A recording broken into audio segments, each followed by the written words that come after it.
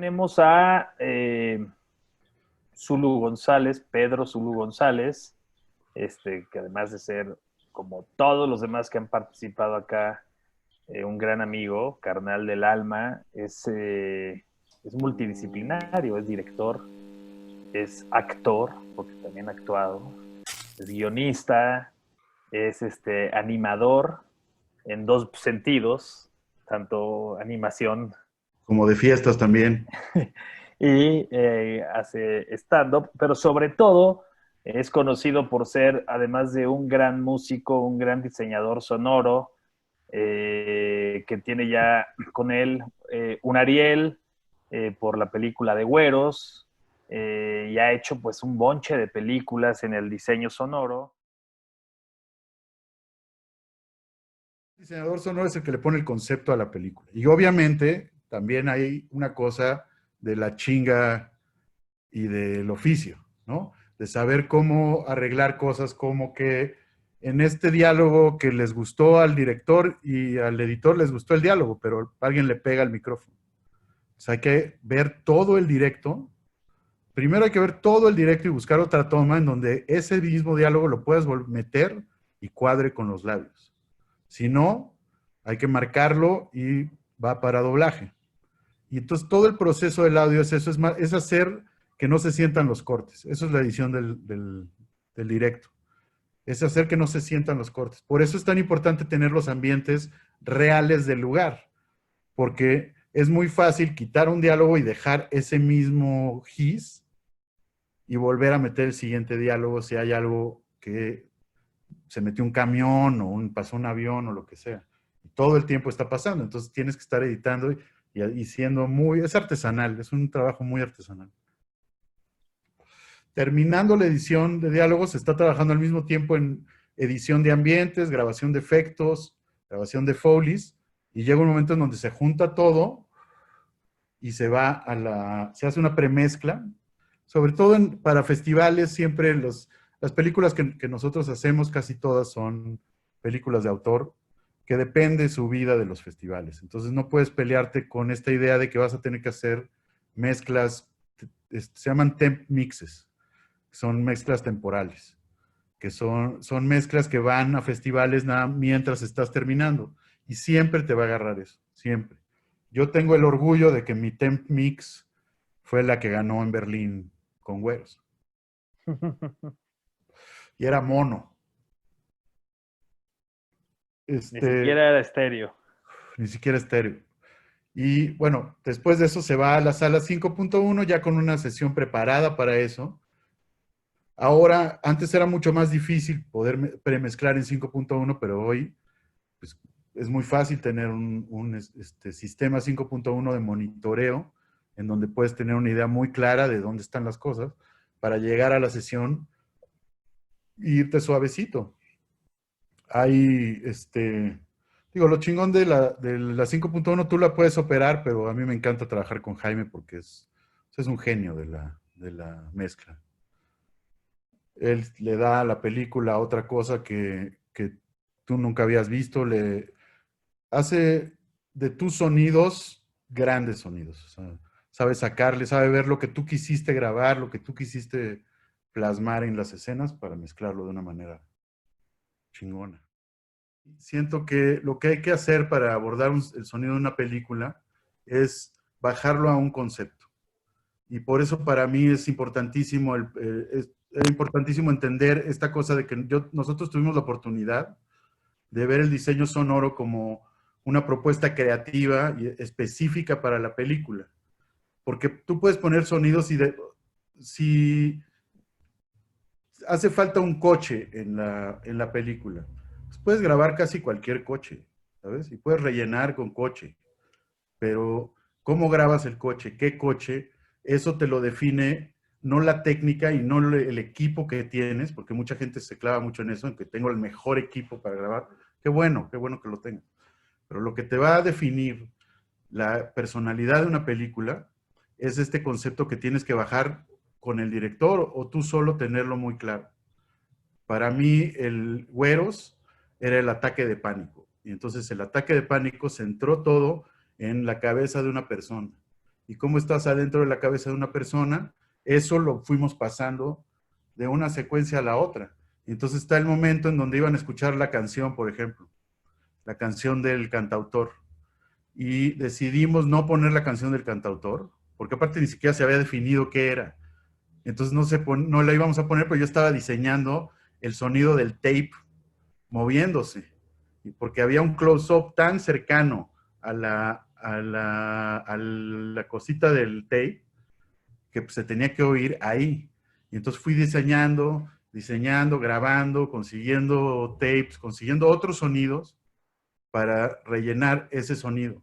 Y cuando lo tuve, lo escuchó Alonso y fue, claro, es que esto, o sea, no tiene que escuchar la gente la canción. Esto es lo que escucha la canción. Y es acercar a la gente así como el oído al Walkman, pero no a lo que está escuchando.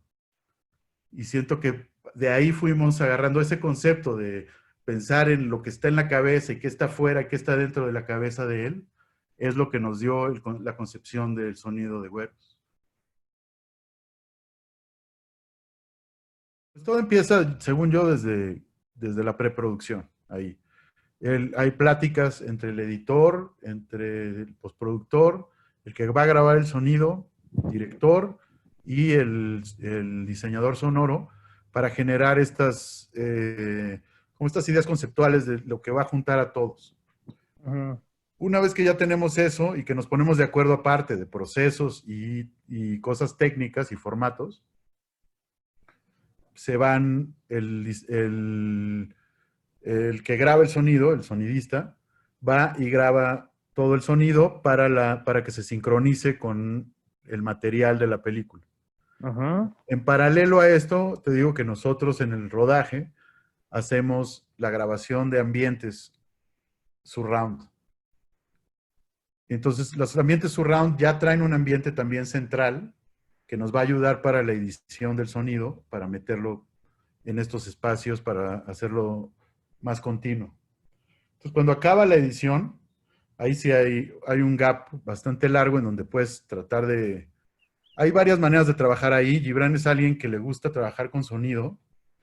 Entonces, es difícil porque él va a jalar el sonido que necesite en el momento en que lo necesite. Pero hemos llegado a unos acuerdos en donde yo le puedo dar ya librerías mías, empezar a generar sonidos específicos para la película, o drones, o ambientaciones específicas para la película, que le doy desde la edición para que él use esa librería. De todas maneras, él va a necesitar más cosas que va a bajar de YouTube y va a rellenar. Y entonces, una vez que llega la película al audio, pues lo primero es organizar la sesión. La sesión se organiza por diálogo, o sea, el sonido directo, que son el boom, que es el micrófono con el que se graba de lejos, los lavaliers por separado, cada personaje por separado, ambientes para eso, y luego empieza los ambientes surround, efectos, foleys, música, y cada cosa de eso tiene un rango de tracks que estás rellenando en la sesión.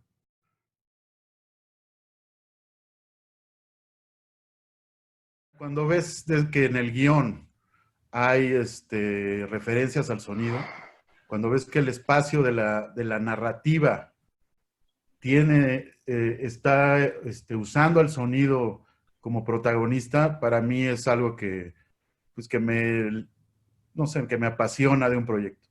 Güeros fue exactamente eso. O sea, de pronto ver que no se puede contar esta historia a menos que este sonido sea perfecto. No se puede entender el ataque de pánico a menos que el sonido te haga sentirlo. Y eso fue un desarrollo gigantesco de semanas, de generar un sonido y de romper todas las reglas. Y creo que, o sea, ese es el punto para mí, como estar siempre abierto a experimentar y a romper reglas, y que los directores te den ese espacio, ¿no?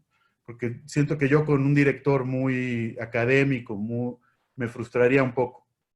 Siempre que he tenido la oportunidad de hacer audio, ha sido casi que la relación con el director se ha dado desde antes, a un nivel muy personal, en donde ya más o menos nos conocemos y entonces me confían con su proyecto porque saben lo que yo hago. Siento que hay otros proyectos que son más técnicos o cuando se tienen que salvar cosas técnicamente, pues yo no soy la persona tan indicada, ¿no? Yo siempre trabajo con gente que en lo técnico es sobresaliente, pero yo no me he desarrollado tanto en eso, aunque conozco todos los procesos. Sí, o sea, un poco lo diegético tiene que ver con que está grabado en la toma real, ¿no? Y entonces hay que tratar de integrar las cosas a esa toma, a esa textura, y como si hubiera sucedido ahí. Te digo que muchos de los sonidos que escuchas en la realidad luego en el micrófono no se traducen tal cual, entonces hay que apoyarlos. Un sonido de coche, por ejemplo, casi siempre al sonido directo le vas a cortar los graves para que no haya ruido. Y entonces esos graves hay que irlos rellenando con otras cosas. Entonces yo normalmente a los sonidos diegéticos siempre los acabo apoyando con frecuencias que le voy a cortar al sonido directo, porque en el diálogo no me conviene que haya estos graves porque pasó el viento y le pegó al micrófono, por ejemplo. Le quito los graves, mantengo el diálogo como está, pero este sonido que estaba allá adentro, que era el sonido del camión pasando, pues ya se ve muy delgadito. Y entonces voy y grabo un camión. Y también es eso, de tener la disposición de ir a hacer tu propio rodaje. Un poco la pelea con las producciones, lo que me ha pasado a mí es que hay una pelea entre el que está grabando el sonido y el asistente de dirección, porque hay que grabar el ambiente y nadie quiere grabar el ambiente, o todo el mundo le vale y empieza a hablar, ¿no? Te dan un minutito de ambiente. Lo que nosotros hacemos en general, o sea, yo y mi equipo, es ir a las locaciones y pedir la locación cuando la producción ya no está ahí. Y entonces tratar de ir un día después o horas después de que fueron, cuando todavía tienen acceso a la locación, y grabar ambientes 5.1.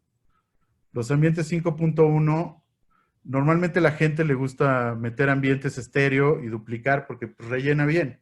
Pero cuando grabas un ambiente 5.1 de un espacio real, a lo mejor es mística de mi parte, pero sí hay un envolvente muy cabrón, muy cabrón. Sí te hace sentir en el espacio. En la mezcla tratas de hacerle la chamba lo más sencilla de edición al mezclador. Obviamente va a haber cosas que te vas a encontrar ahí por las bocinas tan grandes, te vas a encontrar errores, cositas que se te fueron y no hay ningún pedo, pero la edición en la mezcla pues es un error, es tiempo perdido. Entonces tienes que tratar de llevarle las cosas lo menos editables posibles. Y entonces la mezcla básicamente estamos hablando de niveles. Niveles, ecualización y masterización, compresores y o sea, nivel y ecualización es lo básico y automatización de niveles sobre todo, pero después pasa a otro proceso que es el de masterización, que es en donde como que las cosas se comprimen, se llama, o sea, y el compresor lo que hace es justo eso, como dejar este sonido, las cosas que casi no se oían se levantan, las que se oyen muy fuertes se bajan un poquito y queda este sonido mucho más suave, que se puede subir bastante para que esté en primer plano para ti. Ahora, hay una cosa que también hay que platicar de la mezcla, que es, creemos que cuando salimos del 5.1 ya tenemos todas las mezclas que vamos a necesitar. Y no es cierto.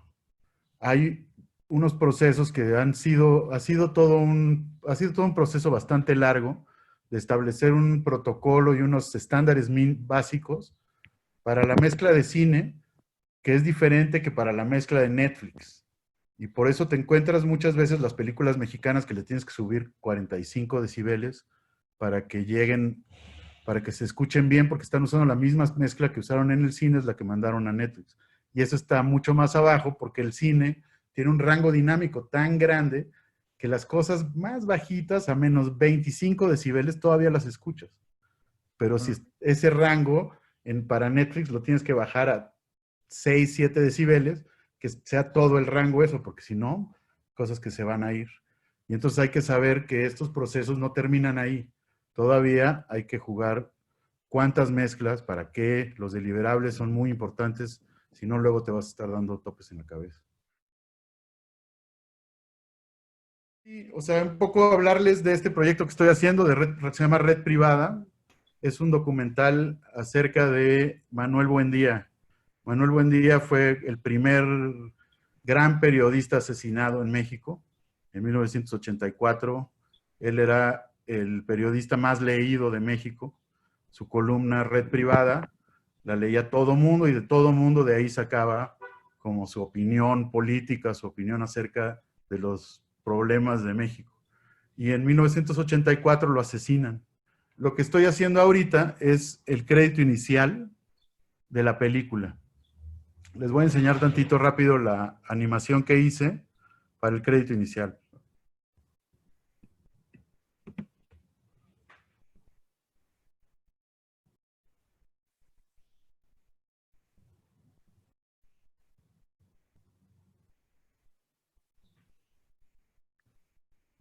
Es una imagen partida que hicimos, o sea, está muy compleja porque adentro de la animación están pasando pequeñas animaciones adentro de cada uno de los rombos y estamos jugando con imágenes que se están transformando ahí. La idea de esto es hacer un sonido que vaya cuadrando con los movimientos del papel. Entonces, es por eso les decía esta cosa de no hay que ser literal. A ver, me regreso aquí para que vean. Este es mi pequeño estudio de animación y cabina de grabación al mismo tiempo. Pero lo que hice aquí fue juntar varias cosas que nos pueden servir para esto, ¿no? Y entonces tengo desde todos los tipos de papeles, ¿sí se ven ahí? Sí. Sí. Todos los tipos de papeles que puedo encontrar, pero siento que hay algo que hay que acompañar este sonido de papel con un sonido de maquinaria. Y entonces tengo ahí varias cosas que me pueden servir, juguetes y cámaras y cosas así. Entonces, pues, yo creo que voy a grabar una cosita más para que escuchen. Los voy a conectar. Voy a volver a poner la computadora. Listo. ¿Ahí me escuchan ustedes? A ti sí. Pues o sea, justo lo que les decía un poco de lo literal, o sea, lo normal sería agarrar, tengo los pedacitos de papel que están ahí mismo, pero siento que esta textura no es la textura, aunque sí sería la normal. ¿Ahí lo escuchan? Sí. Pues ese sería el sonido natural que hacer de los pedacitos de papel, pero encontré que hay unos libros que cuando los doblas sacan un sonido grave.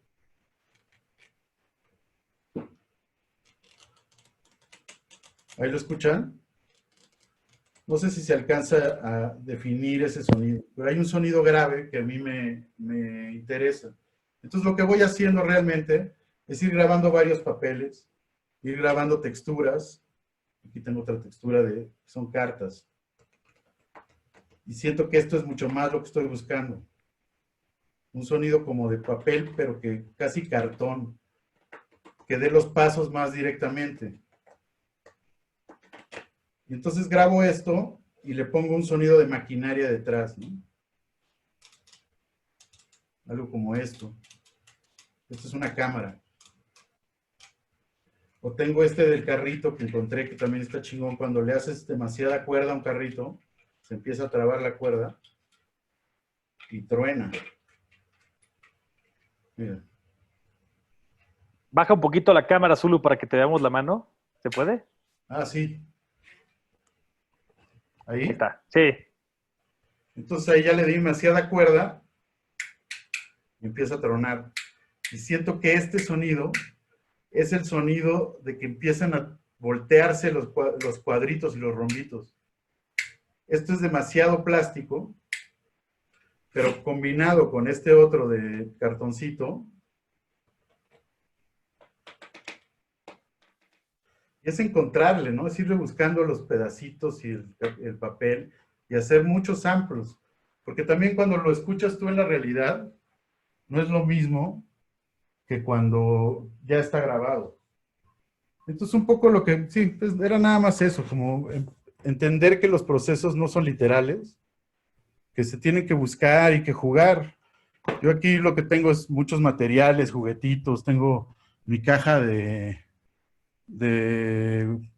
tornillos y cosas así. Siempre acabo sacando cosas de ahí para hacer efectos sonoros. Pues sí, es una cantidad de bocinas realmente. Todo empezó en mono, en una sola bocina. Después desarrollamos el estéreo, que funcionaba ya de los lados, entonces podíamos jugar un poco con un falso centro y con los lados. O sea, el estéreo tiene esa facultad de que genera tres posiciones. Y después empezó el cuadrafónico en la música, antes del sonido. Los músicos empezaron a hacer mezclas cuadrafónicas y había gente en los 70s que tenía sistemas cuadrafónicos en su casa y había acetatos cuadrafónicos. Y eran, pues sí, 4 bocinas en tu casa y ya esta sensación de envolvimiento. Esa es la idea, la sensación del envolvimiento. Y entonces en el 5.1 lo que se hizo es, está el estéreo, pero el estéreo cada una tiene lo suyo, se pone una en el centro extra, van 3, 2 atrás, son las 5, y el punto 1 es porque es un diferente tipo de bocina que se llama subwoofer, que solo lleva las frecuencias graves. Ese es el 5.1. Y ha sido el estándar por 20 años, una cosa así. Y a partir de hace unos años nació el Atmos, que es un 7.1. Lo que hacen es poner otras dos aquí en medio, pero esas dos las repiten 3 veces. O sea, lo mismo que está saliendo por ahí, está saliendo por las otras bocinas. Entonces, al final son como 12 bocinas, pero discretas, o sea, diferentes. Nada más son 6, 7, más el punto 1 otra vez. O sea, sí hay un equipito básico que te debes de armar, pero yo nunca me he sentido limitado. Yo he tenido desde las grabadoras Zoom, estas chingonas, tengo una cuadrafónica muy chida. Cuando no me dejan grabar un ambiente en un lugar, voy caminando, dejo mi Zoom ahí escondida, me voy 5 minutos y regreso y ya tengo un ambiente cuadrafónico. Lo he hecho en el súper, en una escuela que no me dejaron entrar. He hecho muchas cosas así, como robarme. Entonces, tener el pequeño equipo que te sirve para la guerrilla, para mí es esa grabadora de ambientes Zoom.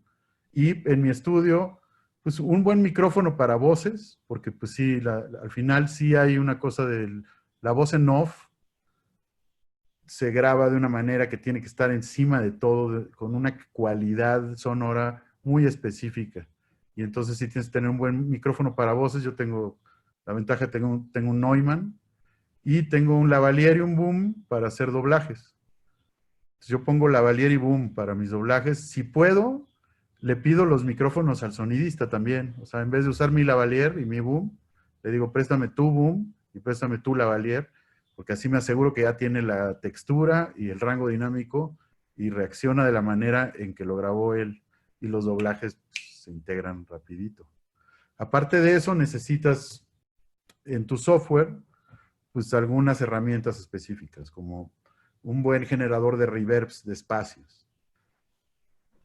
Ahora los plugins para digitales se han desarrollado increíble. Al principio yo lo comparo como con la música, con la comida vegetariana. Cuando empezó la comida vegetariana, te ofrecían la pizza de soya, la hamburguesa vegetariana, todo querían hacer como la comida normal, pero vegetariana. Y ahora la comida vegetariana pues ya es un universo. Siento que lo mismo pasó con los plugins en el sonido. Cuando empezaron los plugins, era la distorsión que usaron para mezclar Pink Floyd, entonces te hacían la interfaz hasta con la fotito de como los potenciómetros y todo, y funcionaba de la manera en que funcionaban ese reverb o ese eco. Pero ahora los plugins digitales, pues ya son digitales, entonces tienen impulsos, generaciones de impulsos, generadores de reverbs muy complejos, imitadores de bocinas, de orígenes. Entonces, hay plugins que te pueden poner el sonido en un origen, en un espacio y en un tiempo. O sea, entonces generas esta textura que si logras empatar este doblaje y meterlo en un espacio así, se va a ir perfecto, perfecto.